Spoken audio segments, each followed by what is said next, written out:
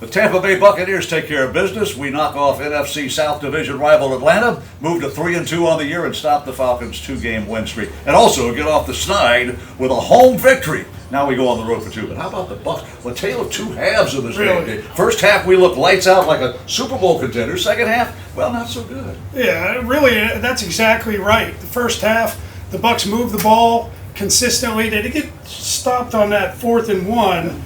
But they moved the ball well. You saw receivers stepping up. Russell Gage stepped up. Obviously, Godwin playing like he does. Otten came in, stepped up for Cameron Brate, made some good catches. Tom Brady had 256 yards passing in the first half. You thought they were going to come out and roll right through the second half. Wasn't necessarily the case. Well, give credit to the Atlanta Falcons. They had a game plan. They stuck with it. They kept it on the ground. But a couple of you mentioned Leonard Fournette, Tom Brady. Brady had another 300-yard passing game. That's 110 in his career. That's incredible. But most of those yards in the first half. Leonard Fournette. The game ball should belong to Leonard Fournette. He had a season-high 139 yards from scrimmage. That surpasses with 10 catches. 129 against Dallas. Yeah, 10 catches, a new career best. Leonard Fournette, he's going to be sore. 25 plays, 25 touches. 1/3 of the offense was Leonard Fournette. How long is he going to stay in that ice tub? How long is he going to stay in that tub? He's young enough still. He should be okay. But we saw Rachaad White come in, and he was productive. He caught the ball well. He didn't get as many touches, but that's something I believe through the season we're going to see more of. We're going to see more of White being in there to spell Fournette, who obviously is the workhorse. And on the other side of the ball, the defense did a tremendous job in the first half, shutting down the run and pass of Atlanta. And it really looked the Bucs were going to run away with this game. And in the second half, to your point, Atlanta stayed with their game plan. They run the ball well. They were averaging 168 yards a game on the ground, and that's what creates passing situations for them. And the second half, they got it going, and it really put the Bucs on the ropes at the end. Fortunately, they got a couple penalties in the key situations so they can hang on to the football. But the defense did get 5 sacks. They did put some pressure on Mariota, and ultimately the object is to win the game. But they need to clean up some things in the second half. No takeaways in the ball game today. That's the first, and the Buccaneers with the 5 sacks. I mean, we had 8 in one game. That's the second most sacks in the ball game. We're among the league leaders in quarterback sacks, and 5 different players had individual sacks in the game. Talk about special teams.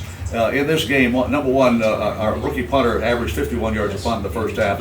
And the second thing is, how important were those 2 Ryan Suckup field goals in the closing 2 minutes of the first half? Without those 6 points, it's a tie ball game. Exactly, and the 2-point conversion, which was good. But yes, taking advantage of opportunities. Atlanta gave you the ball back right before the half. Fournette with the awareness to get out of bounds rather than fighting up the field to leave 3 seconds on the clock for that field goal, which ultimately was very important. The roughing the passer penalty on Grady Jarrett on the final drive of the game extends the Buccaneers to we force them out of turf, but that may have been the most pivotal play of the game. The roughing the passer when it was a quarterback. Did he step on Tom Brady? Well, he tripped over when he was getting up, and it was more that judgment call. Did he sling him because he went down and kind of pulled Tom Brady over top of him? You'll see it on SportsCenter a bunch. I'm sure there's going to be a lot of conversation on whether or not that was a legitimate call or not, but he did slam him down pretty good. Tom Brady, 45 years old, probably the best of all time, is going to get that call, and they got it in a key situation to obviously extend the drive and run the clock out. 21-15, that's the final score. It doesn't matter how well you played in the first half or the second half. 21-15 in the record books. 100 years from now, Bucs win the game, and we knock off a division foe. So that's 2 division foes now, New Orleans and Atlanta. We've taken care of business, so we're back on track. 3-2. Right, and they have a 1-game lead in the division, and they have to go on the road next week. But there's some injuries in that defensive backfield that we got to keep an eye on. You lost Logan Ryan, who was out today, Carlton Davis, Murphy Bunning went down, and then Mike Edwards with the shoulder/elbow.